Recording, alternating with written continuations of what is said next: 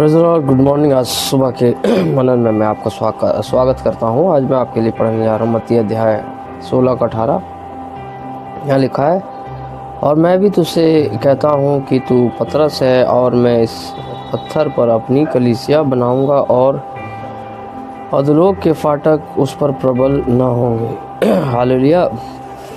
हम जो बात सीखने वाली है इस वचन में ये है कि पतरस का पहले नाम सिमोन था। ठीक है, सिमोन को जब प्रभु यीशु मसीह ने सिमोन को बोला कि मैं तेरी नाव को इस्तेमाल करना चाहता हूँ वचन के लिए, सेवकाई के लिए, तो पतरस रेडी हो गया। ठीक है, पतरस के जीवन से हम कुछ पॉइंट लेंगे जो हमारे लिए कामयाब हैं, कारगर हैं। ठीक है, पहली बात तो उसके अंदर एक हृदय था, सेवा के लिए भाव था, आगे बढ़ने के लिए। ठीक है, उसने अपनी नाव दी। बेशक वो हताश था क्योंकि उस रात में उन्होंने काफ़ी मेहनत करी, कुछ भी नहीं मिला, है ना।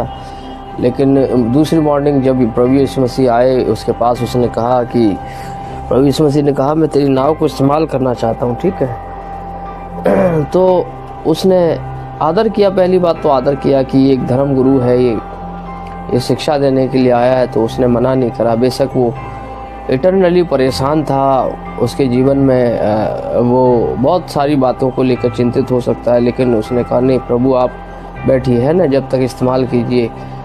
प्रवचन खत्म होने के बाद प्रभु ने उसके साथ चमत्कार करा। हम सबको वो वाक्य पता है कि मछलियाँ बहुत सारी पकड़ ली उन्होंने, है ना, और उसने अंगीकार करा प्रभु के सामने कि मैं पापी हूँ। प्रभु ने कहा तू मनुष्यों को पकड़ेगा। नया नाम दिया उसको पतरस। ठीक है, पतरस का मतलब होता है चट्टान। ठीक है, और प्रभु ने उसके साथ प्रॉमिस करा कि तू मनुष्यों को पकड़ेगा। अब, है ना, मनुष्य मतलब अब तू मनुष्यों को पकड़ने वाला हो जाएगा।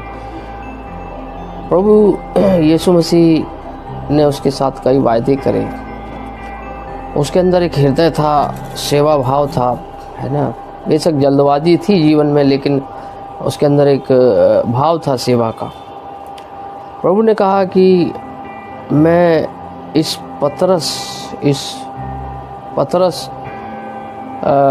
पर अपनी कलीसिया बनाऊंगा। कलीसिया हिब्रू में ये इक्लीसिया है ना, कि तू लोगों को पकड़ेगा। ठीक है, कलीसिया का मतलब है कि कॉल्ड आउट, बुलाए हुए लोग, है ना। प्रभु बुलाने के लिए भी किसी को भेजता है, बाइबल में लिखा हुआ है। ठीक है, मैं किसको भेजूं, है ना। यशाया में लिखा हुआ है कि मैं किसको भेजूं, कौन जाए मेरे लोगों को बचाने के लिए। ठीक है, या बुलाने के लिए भी हम बोल सकते हैं। तो हम हमारे जीवन को देखें कि हमारा जीवन कैसा है ना। क्या कंप्लेन करने वाला है या बहुत सारी बातों को चिंतित करने वाला है, चिंता में डूबने वाला है। प्रभु पर भरोसा रखें, है ना। प्रभु एक नया नाम देता है, प्रभु एक नया काम देता है, इसलिए प्रभु पर आशा बनाए रखें। प्रभु आशीष दे। यीशु मसीह में आमीन।